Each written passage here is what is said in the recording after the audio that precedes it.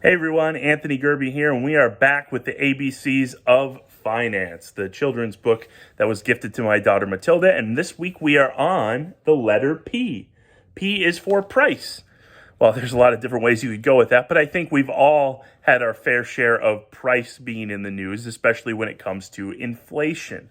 And that really is what inflation is, by the way. I get a lot of people who think inflation is this fancy concept that was just made up by economists for job security purposes. And, well, maybe it is. But what it really just means is that price is going up. Prices are going up. Gas prices, food prices, home prices, car prices, anything on bread, milk, eggs, all that stuff. That is what gets factored in to a report that is done, that is called it's baked into the Consumer Price Index, which is just a fancy way of saying is we surveyed a bunch of prices. Are they going up or are they going down? They're almost always going up. But the question is, how much are they going up? And that is exactly the problem that we've had over the last 18 months, is prices are going up historically pretty quick compared to how they normally do. Now, in a vacuum, that's not necessarily a good or a bad thing. But the issue is, if my necessities go up, and I think this is a basic concept, but obviously if my necessities go up in price every month and my paycheck doesn't go up in line to match that, all of a sudden I'm buying less and less stuff. And besides being bad for people who are already living on the margins or paycheck to paycheck, that's bad for everybody. We've got less money to spend to stimulate the economy, and that is what the Federal Reserve is trying to correct for.